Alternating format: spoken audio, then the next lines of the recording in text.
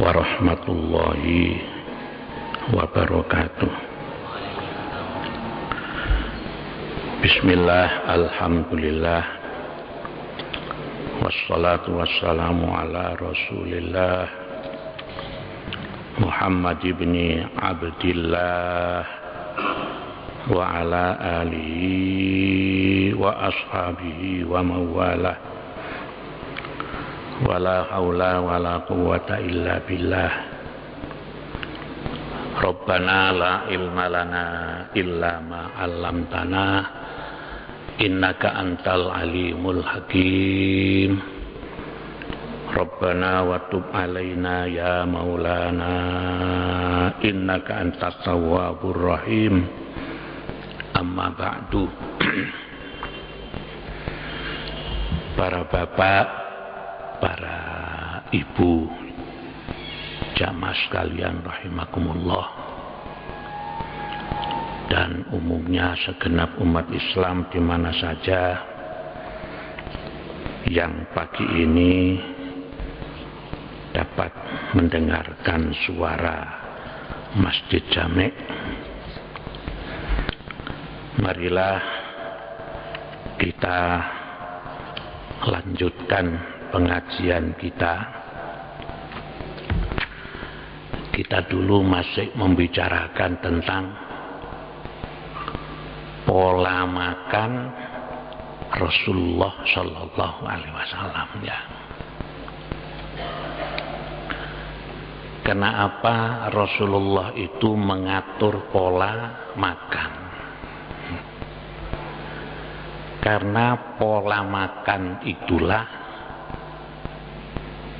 yang bisa menjadikan badan kita ini menjadi sehat, ya. Yang pertama, Rasulullah mengatakan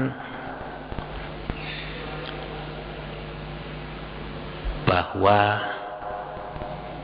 Rasulullah itu tidak makan kalau belum kenyang, ya. Tapi kalau sudah makan tidak sampai kenyang, ya. Jadi Rasulullah makan kalau sudah lapar. Kalau makan tidak sampai kenyang, ya. Ini standarnya itu di situ, ya.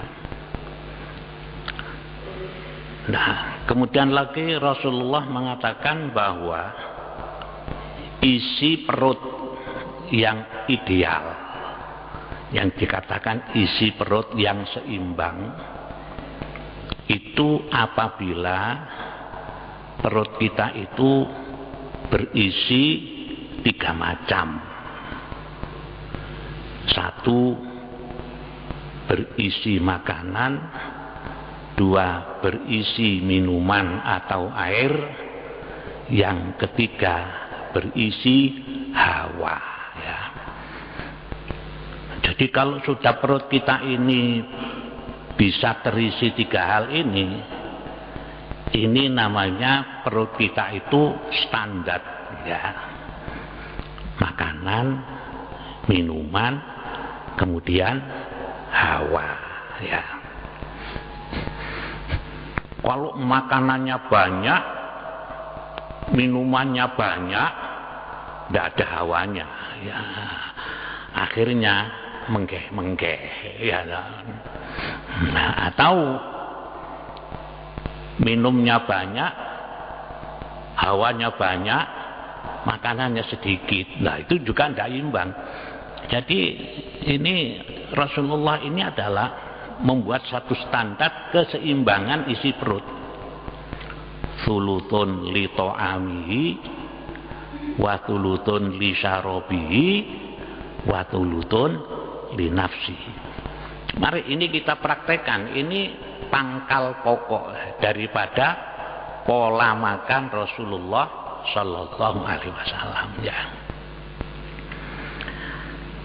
Kemudian yang kedua, Allah berfirman di dalam Al-Quran, Bismillahirrahmanirrahim, Ya bani Adama khudhu zinatakum inda kulli masjidin wa kulu washrabu wala tusrifu innahu la yuhibbul musrifin.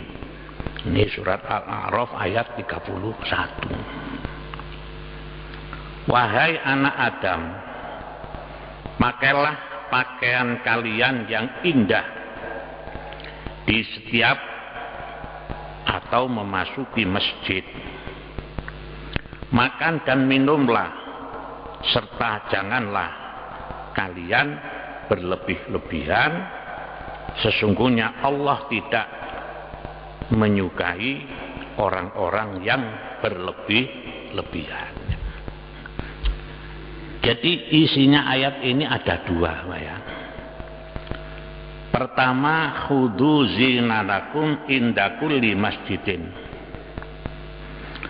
Hendaknya kita ini berpakaian yang indah, ya, yang bagus manakala kita masuki masjid. Ini artinya apa? Kalau kita ini sholat, gitu ya, ke masjid kan mestinya kan sholat, ya. Apakah sholat 5 waktu, apa sholat Jum'ah, ya. Kita hendaknya berpakaian dengan pakaian yang indah, pakaian yang bagus, itu. Kenapa? Karena sholat itu adalah menghadap kehadirat Allah Subhanahu wa Ta'ala yang maha besar, maha mulia, maha agung. Kita harus berpakaian dengan pakaian yang bagus, ya. Nah, tapi kadang-kadang kalau kita lihat ini masih ada, ya, orang-orang itu kalau salat dengan pakaian-pakaian yang menurut adat itu semestinya itu bukan pakaian untuk sholat, ya. Sebenarnya walaupun secara pokoknya itu sholat itu kan wajib menutup aurat, ya, orang laki maupun orang perempuan. Nah, itu wajib. Tapi di sini Allah menganjurkan kalau kita ini salat, berpakaianlah dengan pakaian yang indah, gitu, ya. Jangan sekarang misalnya pakai celana levis, ya, kaosnya kaos oblong, ya, gambarnya si Wedan, ya. Loh, kalau bolehnya ya boleh saja kan, ya boleh. Karena apa? Menutup aurat. Hanya saja kurang pantas kan, gitu, ya. Nah, orang berpakaian itu kan harus disesuaikan dengan keadaan. Misalnya, ya,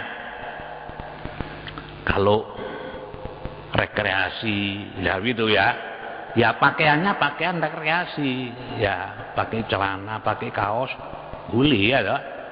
Itu pakaian rekreasi, ya. Nah, kalau misalnya pakaian rekreasi dipakai sholat, sahnya sah, tapi tidak pantas kan, begitu, ya, tidak pantas. Karena kita ini menghadap kepada Allah yang Maha Agung, maka hendaklah kita berpakaian pakaian yang bagus. Ini Allah menganjurkan begitu, ya. Khudhu zinatakum inda kulli masjidin. Ya, tidak harus orang itu berpakaian pakai jubah, kan, gitu, ya. Ya, enggak. Pokoknya pakaian-pakaian yang bagus. Jadi kalau kita ini orang Indonesia, ya, bagaimana pakaian Indonesia itu yang bagus, ya, itu, ya. Kan fungsi pakaian itu kalau menurut Al-Quran itu kan, ya, ada dua, ya. Ya bani Adam qad anzalna alaikum libasai yuwari sauatikum warisana. Wahai anak Adam, telah aku turunkan pakaian. Apa guna pakaian itu? Pertama adalah qad anzalna alaikum libasan yuwari sauatikum. Pakaian itu fungsi pertama adalah untuk menutup aurat. Ya. Yang kedua, warisan untuk perhiasan. Nah, jadi di sini orang Islam laki dan perempuan itu wajib menutup aurat. Ya. Yang kedua, fungsi pakaian itu untuk perhiasan. Ya.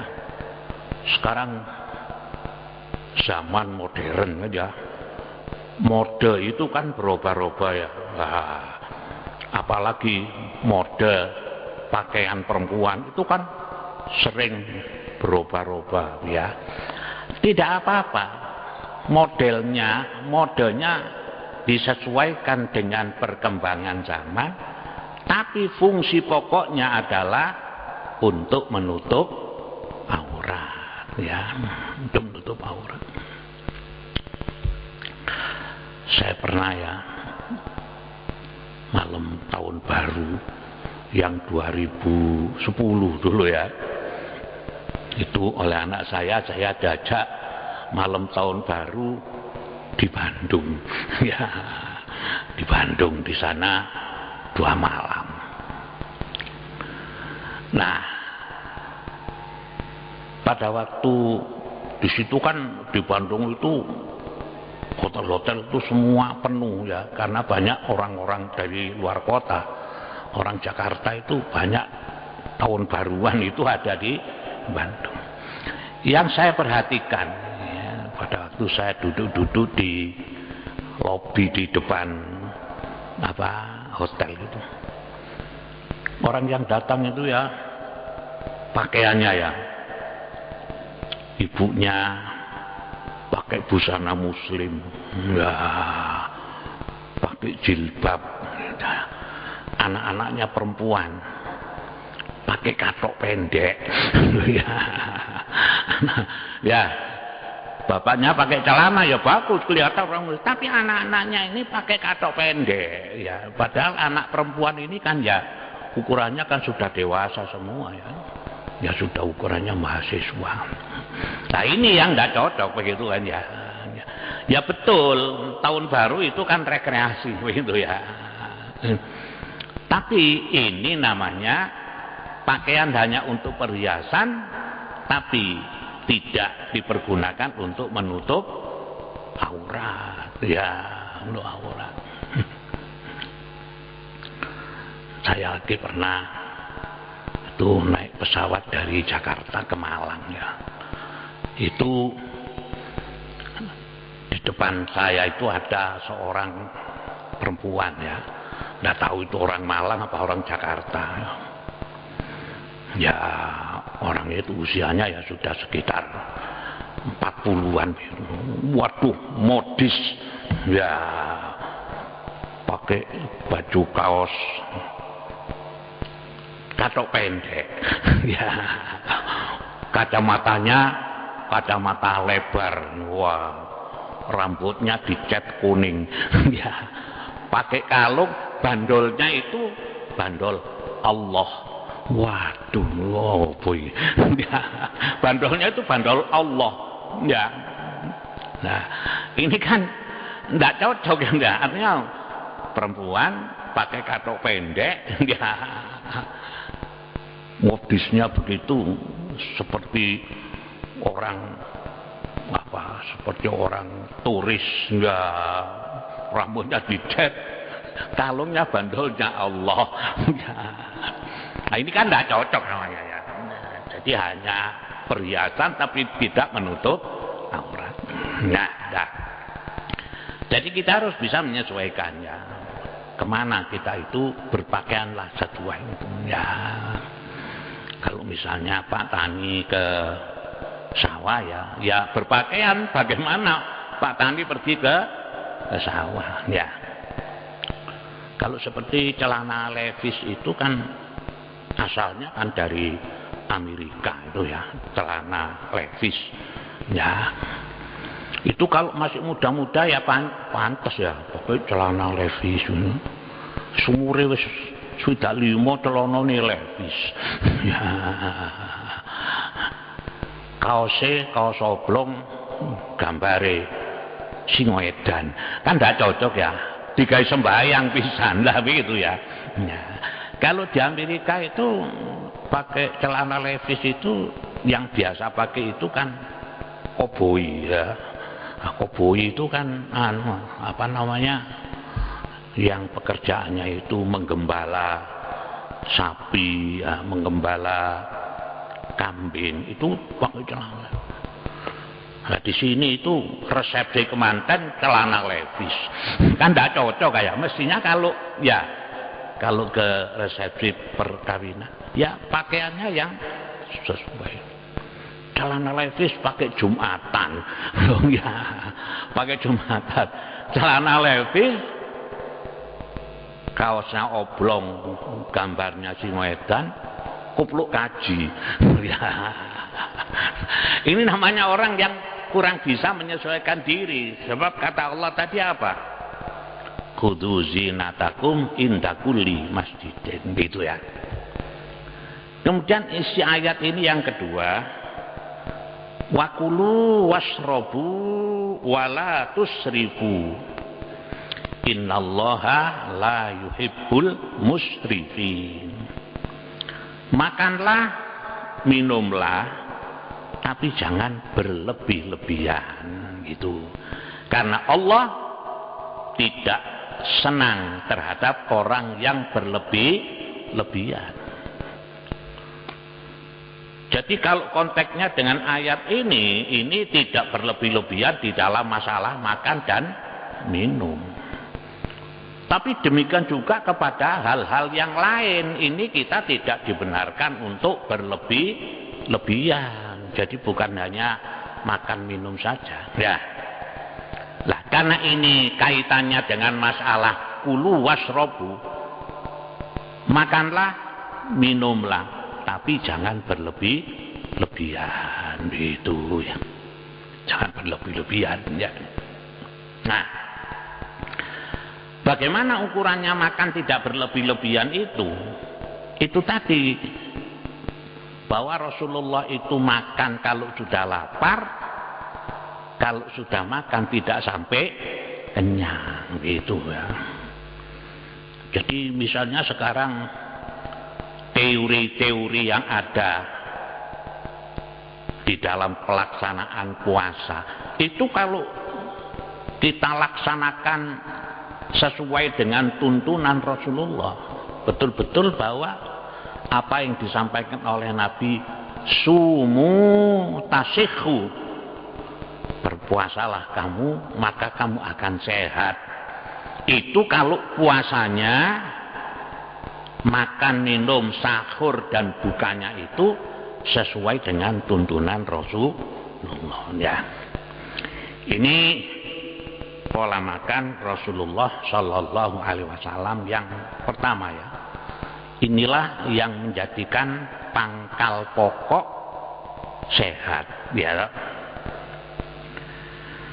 Kemudian yang kedua, Rasulullah Shallallahu Alaihi Wasallam bersabda,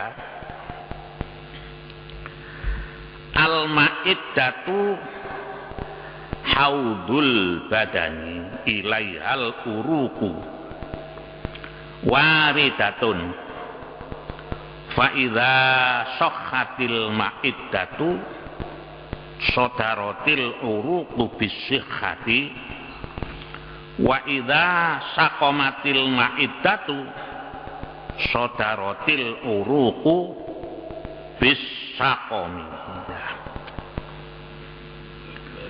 Lambung adalah kolam tubuh ya. Kalau kita melihat kolam itu apa? Kolam itu kan tempat penampungan ya. penampungan air itu namanya kolam ya. Jadi seperti walaupun itu seperti pemandian mendit itu ya namanya penampungan air kan, itu kolam. Jadi kamar mandi kita di rumah itu juga itu termasuk namanya penampungan air ya. Nah, kata Nabi, al-ma'idatu haudul badani. Lambung adalah kolam tubuh. Ya. Ilaihal uruku. Ke sana cairan mengalir. Apabila lambung sehat, maka cairan akan keluar dengan membawa kesehatan, dan apabila lambung sakit, maka cairan itu akan keluar dengan membawa penyakit. Nah, di dalam diri kita ini kan ada perut ya. Jadi lambung itu ada di dalam perut ini, namanya lambung. Nah, isinya perut ini kan usus-usus ya, baik usus besar maupun usus kecil. Ini yang disebut lambung. Nah, kalau lambung kita ini sehat, ya, lambung kita sehat, maka akan menjadikan bahwa tubuh kita ini akan menjadi sehat. Nah, karena itulah maka mengatur pola makan itu artinya adalah untuk menyehatkan lambung. Jangan begitu lapar makan ya. Jadi Rasulullah SAW itu di dalam masalah makan ini betul-betul diatur. Karena apa? Dari pola makan inilah akan timbul kesehatan badan ya. Misalnya saja seperti hadisnya yang kemarin itu saya katakan, kata Nabi, orang makan itu harus seimbang ya. Seimbang apa? Seimbang, keseimbangan makanan itu ada di dalam Al-Quran. Keseimbangan antara makanan, buah-buahan dan sayur-sayuran ini harus seimbang ya. Karena itu maka waktu makan ya, waktu makan itu pun harus diatur. Jadi kalau Al-Quran mengatakan innas sholata kanat alal mu'minina kitaban mauquta, bahwa sholat itu adalah kewajiban yang waktunya tertentu. Ini kan namanya mengatur kedisiplinan ya. Sholat subuh, zuhur, asar, maghrib, isya, itu semuanya ada waktu yang tertentu. Itu maksudnya adalah supaya kita itu disiplin. Nah, makan pun hendaknya kita ini disiplin ya. Misalnya sekarang kalau sarapan ya jam 6 begitu ya. Kemudian nanti makan siang jam 1 ya. Makan malam jam 7. Nabi mengatakan makan ini namanya adalah makanan berat. Kalau setelah makan itu jangan makan lagi, boleh tapi makanan-makanan yang ringan ya. Seperti buah-buahan itu saja jangan dikonsumsi setelah makan ya. Jadi begini, itu keseimbangannya kata Nabi ya. Kalau kita ini makan pagi jam 6 itu nanti jam 10 makan, tapi makannya makan buah gitu ya. Jangan jam 10 makan nasi lagi ya. Jam 6 pagi makan sarapan, jam 10 makan buah gitu ya. Ini mengatur keseimbangan itu.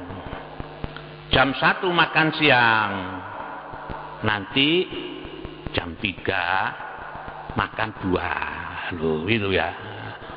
Kemudian makan malam jam 7 ini nanti makan lagi buah itu jam 10, itu pola keseimbangan, itu ajaran Islam itu. Ya, kemarin siang saya mendengarkan pengajiannya Bapak Haji Dr. Subandia. Itu kok jadi menurut teori-teori ilmu kedokteran itu kan sama persis dengan apa yang diajarkan oleh Rasulullah SAW. Orang itu kalau setelah makan jangan tidur, gitu ya. Kalau misalnya ingin tidur itu hendaknya 2 jam setelah makan. Duh, ini ajaran Islam ya. 2 jam setelah makan. Mari mangan menggai-menggai wareg turu. Nah, 2 jam baru tidur, lo begitu ya. Kenapa? Ini ada kaitannya dengan pencernakan makanan. Ya. Makanan itu yang ada di dalam perut ini cerna, ya.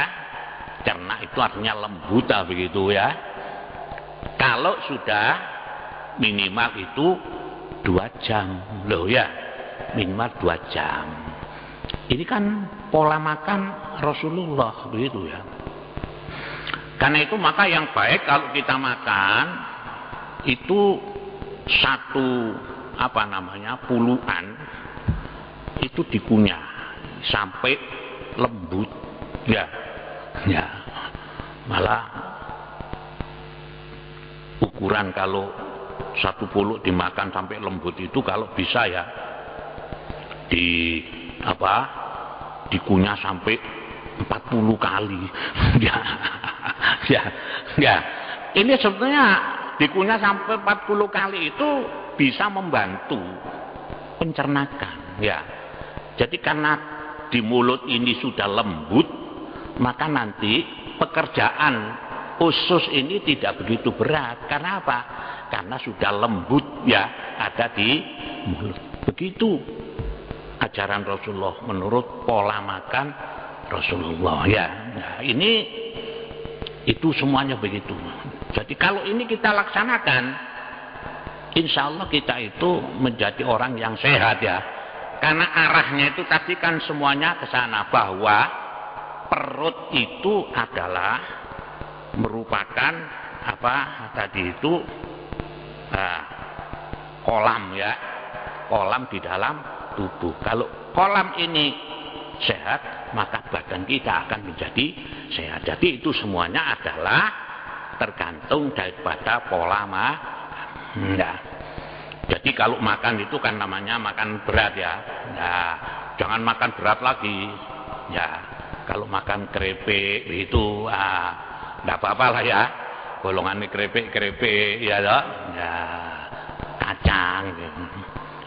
Kalau enggak, setelah makan, jadi misalnya jam 7 malam makan nasi. Ya. Setelah itu 10 menit bakso. Nah, ini bakso ini kan termasuk namanya makanan berat, begitu ya. Jadi itu tadilah. Jadi itu pola makan Rasulullah SAW. Banyak hadis-hadis yang menerangkan, misalnya saja untuk menjaga kesehatan. Kata Nabi begini, ya. Kalau kita itu bangun tidur, ya, jangan pegang makanan, ya. Dicuci dulu tangan kita itu, dicuci. Ojo langsung nyekel gedang goreng. Kenapa? Karena waktu kita tidur itu kan tidak sadar. Tangan kita ini semalam itu tadi berdharma wisata kemana saja. Oh ya lah. Tangan ini kan ngelencer, kukur-kukur, ya, kadang-kadang kepelenyok barang, kan itu ya. Nah, karena itu maka kalau kita bangun tidur, jangan pegang makanan dulu, tapi cucilah tangan baru pegang makanan. Loh gitu. Ini kan ajaran Rasulullah dalam rangka ini, ya, untuk menjadikan badan kita ini menjadi sehat, ya. Kemudian ada lagi hadis Rasulullah mengatakan, jangan meniup minuman atau makanan yang panas. Oh ya, ini juga ada kaitannya. Kenapa kok misalnya kopi dituang, dilepek, kemudian disebuli baru diminum? Ini Rasulullah mengajarkan tidak boleh, ditiup itu tidak boleh. Menurut penelitian ilmu kedokteran, karena apa? Mulut, ya, hawa yang keluar dari mulut itu kemungkinan besar itu mengandung bakteri. Ya. Jadi apa yang dikerjakan oleh Rasulullah itu semuanya adalah mengandung manfaat, cocok dengan teori ilmu kedokteran. Misalnya saja nasi panas, jangan langsung dimakan, ya. Kemudian kalau makan makanan yang panas, jangan minumnya itu minum yang dingin. Nah, sebab apa? Itu akan menimbulkan kontradiksi di dalam perut. Akhirnya apa? Anyang-anyangan. Nah, itu kenapa? Karena setelah makan panas, kemudian minumnya itu dingin. Nah, bisa. Jadi yang baik bagaimana? Makannya kalau makanan anget, minumannya juga anget lah begitu. Jadi soto ayam panas ya, minumnya es teh. Lah kan enggak cocok kalau begitu ya. Itu ya, jadi itu namanya akan menimbulkan kontradiksi. Jadi kata Rasulullah begini, kalau pola makan ini sudah bisa dikerjakan dengan baik, badan akan jadi sehat. Kalau orang sehat itu, maka sehat ini akan bisa menimbulkan kebahagiaan di dalam hidup ya. Kerjanya enteng, ibadahnya juga. Karena apa? Karena badan yang sehat ya. Demikian para bapak, para ibu sekalian rahimakumullah, mudah-mudahan ada guna dan ada manfaatnya. Allahumma shalli ala sayyidina Muhammad. Alhamdulillah rabbil alamin. Rabbana la tuzigh qulubana ba'da idh hadaitana wa hab lana min ladunka rahmah innaka antal wahhab. Rabbana atina fid dunya hasanah fil akhirati hasanah wa qina adzabannar. Subhana rabbika rabbil izzati amma yasifun wa salamun alal mursalin walhamdulillahi rabbil alamin. Assalamualaikum warahmatullahi wabarakatuh. Allahumma sholli ala Muhammad.